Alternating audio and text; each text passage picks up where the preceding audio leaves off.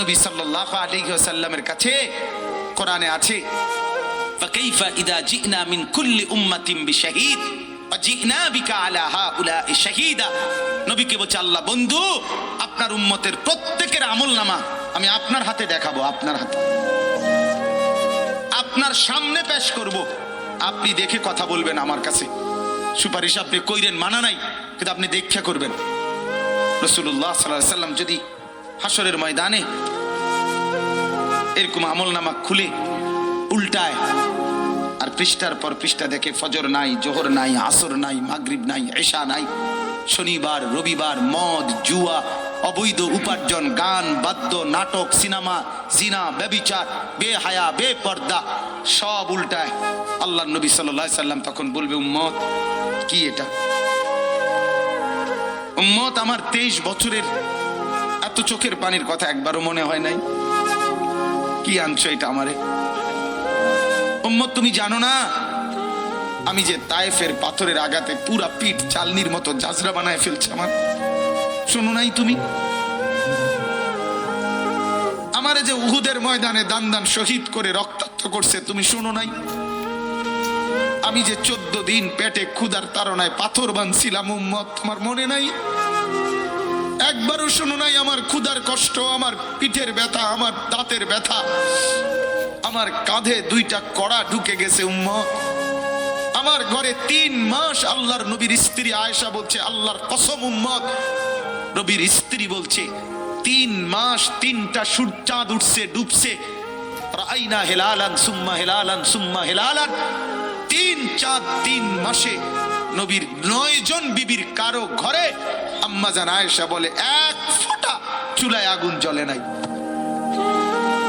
মা আওকাদাত ফি আবিয়াতে রাসূলিল্লাহ নারুন, নবীর একজন বিবির ঘরেও আগুন জ্বলে নাই। আল্লাহর নবীর স্ত্রী আয়েশা একদিন বলছিল নবীকে পিঠে হাত বুলাইয়া, ইয়া রাসূলুল্লাহ, স্বামী আপনার পিঠ ছিদ্র ছিদ্র কেন? পুরা পিঠ চালনির মতো ছিদ্র ছিদ্র কেন? আপনার কি ছোটবেলায় বসন্ত রোগ হয়েছিল, গোটা হয়েছিল? আল্লাহর নবী চোখের পানি ফেলে বলছে, আয়েশা তুমি জানো না আমার এই পবিত্র দেহে তো কোনোদিন মশাও বসে না, মাছিও বসে না, পোকা বসবে কেমনে?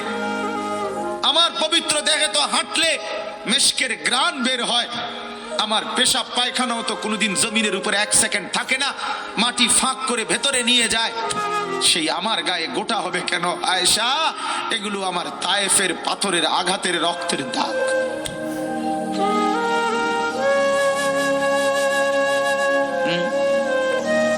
হলো না বাপ? কিছুই মনে হইল না? এভাবে ভুলে গেলেন? ভুলে গেলেন রাসূলুল্লাহ সাল্লাল্লাহু আলাইহি সাল্লামকে একবারও মনে হলো না? আল্লাহকে ভালোবাসেন, নবীকে ভালোবাসেন, আখিরাত চিনেন?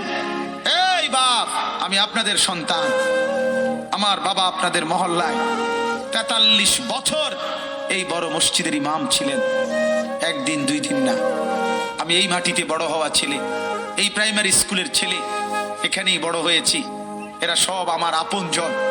আমি আমার আপনজনদেরকে শক্ত করে বললাম, আমি যদি কারো ভাতিজা হই আপনি আমার চাচা, আমি চাই আমার চাচা যেন হয় জান্নাতি।